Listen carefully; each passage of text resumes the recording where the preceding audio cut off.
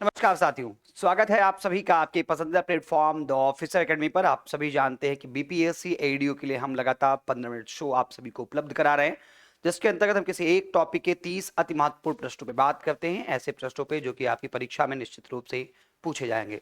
BPSC ADO के लिए व्यापक कक्षा के लिए आप इस चैनल पे आगे बढ़कर कक्षाएं को देख सकते हैं।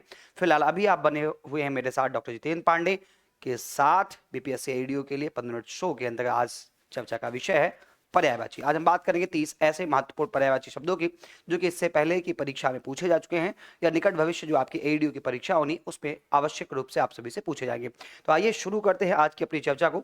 सबसे पहला प्रश्न आप सबको स्क्रीन पर दिख रहा होगा। प्रश्न पूछा गया कि कल्प वृक्ष का पर्यायवाची क्या होगा।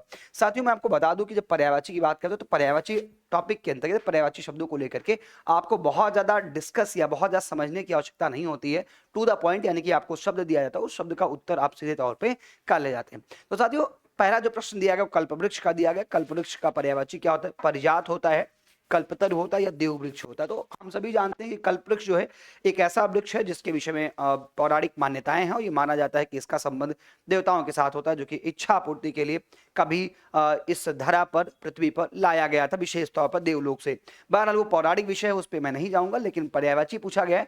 तो जो आपका शब्द दिया गया कल्पवृक्ष दिया गया, इसकी पर्यायवाची परिजात भी होता है, पारिजात भी होता है, पारिजात होता है, कल्पतरु होता है, देववृक्ष होता है। और इस आधार पे हम सभी क्या लगा देंगे, हम सब यहाँ पर उत्तर करेंगे ये सभी, यानी कि डी विकल्प को हम लोग यहाँ पर चुन लेंगे। साथियों, अगले प्रश्न की बात करें तो कह रहे हैं कपड़ा का पर्याय क्या होता है। कपड़ा जो हम आप पहनते हैं उस कपड़े का पर्यायवाची आपसे पूछा गया है। तो कपड़े के पर्याय का मतलब कह रहे हैं कि चलन होता है, वशन होता है, गगन होता है, जंगल होता है। तो कपड़ा का जो पर्याय होता है भाई, कपड़ा का पर्याय जो आपका वशन होता है। क्या होता है? वशन होता है। इसी को हम लोग पट भी कहते हैं। क्या कहते हैं? इसी को पट भी कहते हैं, इसी को वस्त्र भी कहते हैं। ठीक, कपड़ा दिया गया, वशन दिया गया, इसी को चीर भी कहते हैं।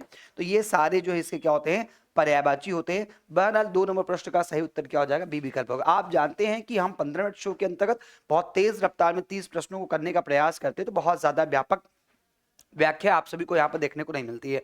हमने शुरुआत में ही कहा कि अगर आपको व्यापक व्याख्या देख रही है तो आप इसी चैनल पे आगे बढ़ करके हमारी अन्य कक्षाओं को देख सकते हैं। साथियों, आप एक ऐसे प्लेटफॉर्म के साथ जुड़े हुए हैं जैसे लाखों विद्यार्थियों के सरकारी नौकरी के सपने को साकार करने में उनका सहयोग किया है। हमने भरपूर मार्गदर्शन किया है उचित प्रकार का, और विद्यार्थी अपनी मेहनत के बल पर सफल हुए हैं। अगर आप भी मेहनत करने के लिए तैयार हैं तो हम आपको उचित मार्गदर्शन उपलब्ध कराने के लिए भी तैयार है। हमारे साथ आप जुड़ सकते हैं। साथियों, हमारा अगला प्रश्न है कि कुंदन का पर्यायवाची क्या होता है।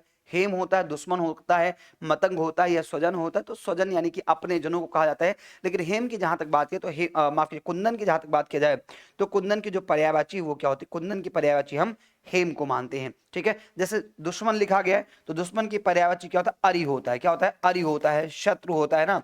ये सब जो है ये सब आपके दुश्मन के पर्यायवाची होते हैं। बहरहाल कुंदन की पर्यायवाची हेम दिया गया। अगला प्रश्न है कि निम्न में से कौन सा कौमुदी का पर्यायवाची है? चांदनी है, चंद्रहास है, ज्योति है या फिर रोशनी है। तो कौमुदी की जब पर्यायवाची की बात करेगा साथियों तो आपका सही उत्तर क्या हो जाएगा? यहां पर आपका सही उत्तर चांदनी हो जाएगा। क्या हो जाएगा?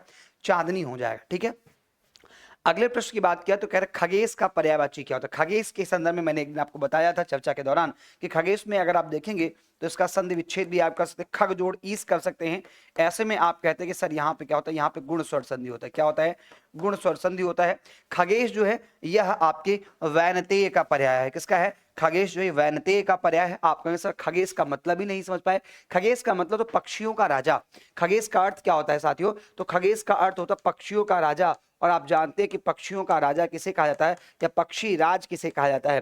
तो ऐसे ध्यान रखिएगा, पक्षियों का राजा या पक्षी राज कह दिया जाए तो ये गरुड़ को कहा जाता है। किसको कहा जाता है? गरुड़ को कहा जाता है। वही गरुड़ जिन्होंने जब युद्ध चल रहा था राम और रावण के बीच, उससे पूर्व के युद्ध में इंद्रजीत ने राम और लक्ष्मण दोनों को नागपाश में बांध दिया था। तो नागपाश से मुक्त कराने का जो काम है वो गरुड़ देवता ने ही किया था। इसी वजह से उनको पक्षी राज कहते हैं और पक्षी राज का जो पर्याय है वह आपका वैनतेय होता है। तो साथियों, 5 नंबर का जो प्रश्न है इसका सही उत्तर क्या होगा? इसका सही उत्तर आपका सी विकल्प हो जाएगा। अगर हम अगले प्रश्न की बात करें तो कह रहे कौन सा शब्द गणेश का पर्यायवाची नहीं है। इस बार कह रहे हैं कि जरा बताइए कि गणेश की पर्यायवाची कौन सा नहीं है। विनायक है, एकदंत है, धनद है या फिर लंबोदर है। तो जो 4 विकल्प आप सभी को दिख रहे हैं, आप सभी जानते हैं गणेश को हम लोग क्या कहते हैं? गणेश को हम लोग एकदंत कहते हैं। एकदंत दयावंत, ऐसे करके हम लोग उनकी स्तुति करते हैं। साथ ही साथ उनको हम क्या कहते हैं? लंबोदर कहते हैं। लंबोदराय विघ्नेश्वराय, यह भी करके हम उनकी स्तुति करते हैं साथियों। और विनायक तो हम जानते हैं कि गणेश जी के संदर्भ में ही प्रयोग किया। हाँ, जो विकल्प आपको सी दिया गया, धनज जो दिया गया है, यह हम लोग जो है गणेश जी के लिए प्रयोग में नहीं लाते। दरअसल धनज जो शब्द है यह कुबेर के लिए प्रयोग में लाया जाता है। किसके लिए? कुबेर के लिए, क्योंकि आप जानते हैं कि धनों के देवता या धन के जो देवता है कुबेर जी को माना जाता है। इसलिए आप यहाँ पर देखेंगे कि धनज जो है कुबेर के लिए प्रयोग करते हैं। तो साथियों ऐसे में 6 नंबर का जो प्रश्न है इसका सही उत्तर क्या हो जाएगा? 6 नंबर के प्रश्न का साथियों सही उत्तर आपका क्या हो जाएगा? सी विकल्प हो जाएगा। और आगे बढ़ते साथियों अगले प्रश्न की बात करते हैं। अगला प्रश्न है घर का पर्यायवाची शब्द कौन सा है? तो कह रहे घर का पर्यायवाची शब्द क्या है? विहार होता है, इला होता है, आश्रम होता है या गेह होता है। आप देखिए अलग अलग शब्द दिए गए, सबके अपने अलग अलग अर्थ है। क्योंकि हम बहुत विस्तार में यहाँ पर नहीं आपको उपलब्ध कराते चीजें, हमें 15 मिनट में 30 प्रश्न करने होते हैं, तो उस रफ्तार से हम आगे बढ़ेंगे। लेकिन घर का जो पर्यायवाची शब्द होता है वो आपका क्या होता है? वो गेय होता है। क्या होता है? गेय होता है। ये ध्यान रखेंगे यहाँ पर। तो 7 नंबर का जो प्रश्न है साथी, इसका सही उत्तर क्या हो जाएगा? इसका सही उत्तर आपका डी विकल्प हो जाएगा। अगले प्रश्न की बात करते हैं, क्योंकि आश्रम जो है ये किसी त्यागी सन्यासी व्यक्ति के लिए जो प्रयोग में लाया था उसको हम लोग आश्रम कहते हैं। यहाँ पर किसी त्यागी या सन्यासी व्यक्ति की बात नहीं की गई है, इस वजह से हम लोग यहाँ पर आश्रम का प्रयोग नहीं चुन रहे हैं या प्रयोग नहीं कर रहे हैं। इला जहां तक दिया गया तो इला नहीं बल्कि विला प्रयोग करते हैं। कोई बहुत बड़ा मकान होता है तो उसके लिए हम विला प्रयोग करते हैं, जो भौतिक सुख सुविधाओं से युक्त होता है। इसलिए हमने घर के पर्यायवाची के तौर पर गेह शब्द को चुना है। साथियों अगले प्रश्न की बात किया, चंद्रमा का पर्यायवाची कौन सा नहीं है? ध्यान ये रखना है कि कई बार ऐसा भी पूछा जाता है कि कौन सा नहीं है। जब इस प्रकार का प्रश्न आए तो आप समझिएगा कि 3 ऐसे हैं जो पर्याय होंगे और कोई एक ऐसा होगा जो पर्याय नहीं होगा, वही एक को चुनना है। तो कह रहे हैं कि भाई मयंक दिया गया, इंदु दिया गया, सुधांशु दिया गया है और क्या दिया? सरोज दिया गया। तो साथियों जो विकल्प आपको दिया गया है ना, जब आपसे पूछा जा रहा है कि इसमें कौन सा आपका जो है वो चंद्रमा का पर्याय नहीं, तो हम जानते हैं कि मयंक भी चंद्रमा का ही पर्याय है, इंदु भी चंद्रमा का पर्याय है और सुधांशु जिसको हम कहते हैं ना, सुधांशु या सुधांशु यहाँ दिख रहा है, ये भी चंद्रमा का पर्याय है। सरोज जो है ना ये कमल का पर्याय होता है। ये किसका पर्याय है? ये कमल का पर्याय है। इस कारण से आपका सही उत्तर क्या हो जाएगा? यहाँ पर 8 नंबर प्रश्न के लिए आप डी विकल्प को चुनिएगा कि सरोज जो है यह कमल का पर्याय है, ना कि यह आपके चंद्रमा का पर्याय है। साथियों अगले प्रश्न की अगर मैं बात करूं तो 9 नंबर प्रश्न कह रहा है कि चंद्रहास शब्द का पर्यायवाची क्या होगा? तो चंद्रहास जो है साथी, चंद्रहास क्या है? एक प्रकार की तलवार है। क्या है? एक प्रकार की तलवार है। तलवार कौन सी है? वो तलवार जो रावण लेकर चलता था और जिससे सीता मां को डराने का काम लगातार कर रहा था, उसे हम चंद्रहास ही नाम था उस तलवार का, उस खड़क का नाम चंद्रहास ही था। तो चंद्रहास शब्द का पर्यायवाची पूछा गया, चांदनी, पक्षी, मन्मथ या करवाल। तो यहाँ सही उत्तर क्या हो जाएगा? यहाँ पे आपका करवाल भी हो जाएगा, या फिर तलवार भी कह सकते हैं, या फिर उसको आप अरि भी कह सकते हैं। दुश्मन पर असी ना उठाएंगे, अरि नहीं बल्कि अस, क्योंकि अरि तो होता है दुश्मन का होता है ना, परिजन पर असी ना उठाएंगे, तो असी जो है यह भी आपके तलवार का ही पर्यायवाची होता है। ऐसे में सही प्रश्न 9 नंबर प्रश्न का सही उत्तर क्या हो जाएगा आपका साथियों? डी विकल्प हो जाएगा। अगले प्रश्न की अगर मैं बात करूं तो अगला प्रश्न हमारा है 10 नंबर का, चिरंतन का पर्याय क्या होता है? तो चिरंतन सत्ता की बात करते हैं, एक ऐसे सत्ता की बात करते हैं जो लगातार चली आ रही है। तो चिरंतन का मतलब क्या होता है? चिरंतन का मतलब शाश्वत होता है। क्या होता है? चिरंतन का मतलब शाश्वत होता है। 10 नंबर प्रश्न का जो उत्तर हो जाएगा वो आपका ए विकल्प। बहुत लंबे समय से बिना विनाश के अगर कोई चीज लगातार चली आ रही तो उसी को हम क्या कहते हैं? चिरंतन कहते हैं। तो चिरंतन का जो सही उत्तर साथी वो आपका क्या हो जाएगा? शाश्वत हो जाएगा। बीपीएससी एडीओ के बैच को आप ज्वाइन कर सकते हैं। आपकी परीक्षा आसान निकट है, ऐसे में आपको बेहतर और सटीक मार्गदर्शन की जरूरत है, जो कि द ऑफिसर एकेडमी लाखों विद्यार्थियों के चयन में पहले ही उपलब्ध करा चुकी है। आप भी हमारे साथ जुड़ सकते हैं। यहाँ पर हम आपको लैंग्वेज पार्ट, जनरल स्टडीज और इसके साथ साथ मैथ और रीजनिंग का पूरा हिस्सा आपको हम कवर करवा रहे हैं। साथियों अगले प्रश्न की बात करें तो अगला प्रश्न है कि निम्नलिखित में से कौन सा शब्द डर का पर्यायवाची नहीं है? क्या है? कहना डर का पर्यायवाची नहीं है। सीति, भीति, भय और त्रास, यह आपको बताना है साथियों। प्रश्न क्या 11 के अंतर्गत आपको बताना है कि कौन सा इसमें से दिए गए विकल्पों में से कौन सा ऐसा है जो आपका डर का पर्यायवाची नहीं है। इस संदर्भ में आपसे पूछा जा रहा है। तो साथियों जो विकल्प आपको दिख रहे हैं उसमें दिया गया भीति दिया गया साथियों, भीति दिया गया, सीति दिया गया है, भय दिया गया और त्रास दिया गया है। तो हम जानते हैं कि त्रास, भय और भीति है ना, क्योंकि भय के साथ कई बार भीति का प्रयोग किया। तो ये तीन के तीनों क्या हैं? ये तीनों के तीनों क्या हैं? डर के पर्यायवाची हैं। अगर डर का पर्यायवाची नहीं है कोई तो सीति जो है यह इसकी पर्यायवाची, क्योंकि सीति का मतलब होता है जो ठंडी प्रकार की जो चीजें होती हैं उनके लिए हम सीति का प्रयोग करते हैं। साथियों हम चलते हैं अगले प्रश्न की ओर। अगला प्रश्न है कि निम्नलिखित शब्द के पर्यायवाची शब्द का चयन दिए गए विकल्पों में से। तालाब का आपसे क्या पूछा गया? तालाब का पर्यायवाची पूछा गया। तो हम सभी जानते हैं कि तालाब के पर्यायवाची की बात की जाएगी साथियों, जब तालाब की पर्यायवाची की बात की जाएगी तो उसमें विकल्प जो दिए गए हैं उसमें एक आपका दिया पुष्कर दिया गया, प्रमदा दिया गया, पुंज दिया गया है और क्या दिया गया, फसाद दिया गया। तो फसाद को जिसको हम विवाद कहते हैं, फसाद ये विवाद के अर्थ में प्रयोग किया गया। पुंज जो है ये किरण के तौर पर प्रयोग किया जाता है और प्रमदा जो है एक प्रकार से कहते हैं कि जो आपकी इच्छाएं होती हैं, तामसिक इच्छाएं होती हैं, उनसे जुड़ा होता है। बहरहाल पुष्कर जो है, पुष्कर तालाब का आपका पर्यायवाची है। ऐसे में 12 नंबर प्रश्न का साथियों जो उत्तर होगा वो आपका ए विकल्प हो जाएगा।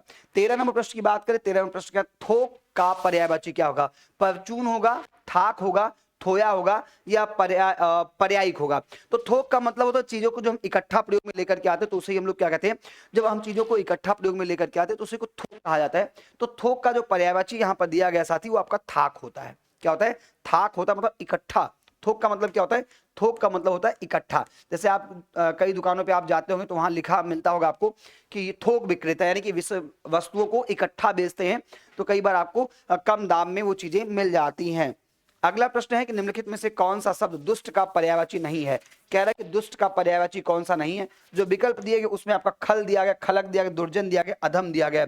तो साथियों उसमें जो बी विकल्प आपका दिया, खलक जो दिया गया ना साथियों, यहाँ जो खलक दिया गया है यह आपके दुष्ट का पर्यायवाची नहीं है, क्योंकि दुष्ट का मतलब खल होता है ना। खल का मतलब दुष्ट होता है, दुर्जन का मतलब बुरा व्यक्ति होता है, अधम का व्यक्ति भी अर्थ भी बुरा ही होता है। इसका मतलब यहाँ जो खलक दिया गया है ये इसका सही उत्तर हो जाएगा। आपके से 14 नंबर प्रश्न का बी विकल्प सही है। साथियों 15 नंबर प्रश्न की ओर आते हैं तो कह रहा है कि देवता का पर्यायवाची कौन सा नहीं है? निर्जर है, त्रिदश है, किंकर है या गीर्वाण है। साथियों आसान सा प्रश्न, मैं चाहूंगा इस प्रश्न का उत्तर आप लोग वीडियो में क्या करें, आप लोग वीडियो में कमेंट करके बताएं और मैं देखता हूं आप सबके हर एक की कमेंट को मैं देखता हूं और साथ ही साथ मैं क्या करता हूं, आप सबके कमेंट का रिप्लाई भी करता हूं। तो इसलिए आप उत्तर करना मत भूलिएगा कि प्रश्न का सही उत्तर क्या होगा। साथियों हमारा जो अगला प्रश्न है 16 नंबर का है, कह रहे दुर्गा का पर्यायवाची कौन सा है? तो दुर्गा का पर्यायवाची भारती है, श्री है, धात्री है या ज्योत्सना है। तो हम सभी जानते हैं कि दुर्गा जी की जब स्तुति हम लोग गाते हैं तो वहां पर हम धात्री शब्द का प्रयोग करते हैं, इसलिए हम कह सकते हैं कि दुर्गा का जो पर्याय है ना वो क्या है, वो धात्री है। दुर्गा का पर्याय क्या है? धात्री है। ऐसे में 17 नंबर प्रश्न की ओर आते हैं। 17 नंबर प्रश्न कह रहा है कि निम्नलिखित शब्द में पर्यायवाची शब्द का चयन कीजिए। विकल्प में धेनु की पर्यायवाची आपसे पूछा गया। धेनु जो है सामान्य तौर पर किसके लिए प्रयोग करते हैं? धेनु जो है विकल्प में दिया गया कि तनुजा होगा, भद्रा होगा, गिरिजा होगा या शैलजा होगा। तो साथियों धेनु जो है ना वो गाय के लिए प्रयोग करते हैं, हम लोग गाय के लिए प्रयोग करते हैं। ऐसे में आपका जो सही उत्तर हो जाएगा वो आपका भद्रा हो जाएगा। बाकी तनुजा जो है वो बिटिया के लिए प्रयोग करते हैं। तनुजा का प्रयोग किसके लिए करते हैं? बिटिया के लिए प्रयोग करते हैं। तो यहाँ पर 17 नंबर का जो प्रश्न है उसका सही उत्तर आपका बी विकल्प हो जाएगा। 18 नंबर धूसर का पर्यायवाची क्या होगा? खनक होगा, सदन होगा, बेसर होगा या गज बदन होगा। कहते हैं धूरी धूसर बादलों ने भूमि को इस बात किया। तो धूसर की जब बात करेंगे साथियों तो धूसर शब्द जब इसके पर्यायवाची के संदर्भ में आप देखने जाएंगे तो आपको पता चलेगा कि धूसर की जो पर्यायवाची होती है वो होता है बेसर होता है। क्या होता है? धूसर की पर्यायवाची बेसर होता है। धूसर का मतलब धूल कण होते हैं तो उसके पर्यायवाची के तौर पे साथियों हम क्या प्रयोग करते हैं? हम यहाँ पर बेसर प्रयोग करते हैं। अगला प्रश्न साथी हमारा जो 19 नंबर का, निर्वाण का पर्यायवाची क्या होगा? सखा होगा, प्रवंचना होगा, समर होगा या मोक्ष होगा। तो निर्वाण शब्द का प्रयोग जो लोग बौद्ध धर्म दर्शन के अंतर्गत प्रमुखता के साथ किया गया था उसके समानांतर ही हम जब वैदिक काल में थे तो वहां पर मोक्ष शब्द का प्रयोग किया जाता था। तो हम कह सकते हैं कि मोक्ष और निर्वाण क्या है? दोनों एक दूसरे के पर्यायवाची हैं। मोक्ष का प्रयोग वैदिक परंपरा के दौरान या वैदिक कालीन व्यवस्था में किया गया, जबकि निर्वाण का जो प्रयोग है ये बौद्ध कालीन व्यवस्था के अंतर्गत या बौद्ध धर्म में किया गया था। साथियों अगला प्रश्न है 20 नंबर का कि निम्नलिखित में से कौन सा शब्द नम का पर्यायवाची नहीं है? कह रहे हैं कि यहाँ पर नम का पर्यायवाची कौन सा नहीं है? गीला, भीगा, आदि, आर्द्रा। तो हम सभी जानते हैं कि 20 नंबर प्रश्न के अंतर्गत हम जो नम चीजें होती हैं उनको कहते हैं, जो चीजें क्या होती है, जो आर्द्र चीजें होती हैं उन्हीं को हम नम कहते हैं। मतलब कि जो थोड़ा सा बहुत ज्यादा ना ड्राई हो ना बहुत ज्यादा क्या हो कि पूरी तरह पानी टपक रहा हो, उनके बीच का जो मिड सिचुएशन होता है उसको हम क्या कहते हैं? उसको हम कहते हैं कि नम है। आंखें क्या है? नम है, मतलब भीग, थोड़ी सी आंखों में आंसू डबडबा आए हैं, लेकिन क्या है कि ऐसे नहीं कि वो जो है बह रहे हैं लगातार। निस दिन बरसत नयन हमारे नैनन बहत पनारे। तो पनारा नहीं बह रहा पर आंखें क्या डबडबा आई हैं, भर आई हैं। तो ऐसे लेकिन आर्द्रा शब्द जो दिया गया ये आपके नम का पर्यायवाची साथियों नहीं है। तो 20 नंबर प्रश्न का उत्तर क्या होता है? 20 नंबर प्रश्न का उत्तर साथियों हमारा डी विकल्प हो जाएगा। साथियों हम आपको एक्सप्लेन करने के चक्कर में 20 ही प्रश्न यहाँ पर कवर करवा पा रहे हैं। तो हमारा ये प्रयास पर्यायवाची का आपको कैसा लगा इस संदर्भ में हमें कमेंट करके जरूर बताएं। हमारी आपकी मुलाकात अगले वीडियो में होगी और हमें ज़रूर बताएं कि हमारे प्रयास कैसा लगता है। साथ ही आप ये भी कमेंट करें कि आप किस नए टॉपिक पर वीडियो चाहते हैं। फिलहाल इस वीडियो में मुझे दीजिए अनुमति। आप सभी स्वस्थ रहें, व्यस्त रहें और हाँ, द ऑफिसर अकेडमी की बीपीएससी एडीओ बैच को ज्वाइन करना ना भूलें। चैनल को पहली बार विजिट करें तो सब्सक्राइब कर लें, वीडियो को लाइक करें और अपने सहपाठी मित्रों तक शेयर करें। नमस्कार।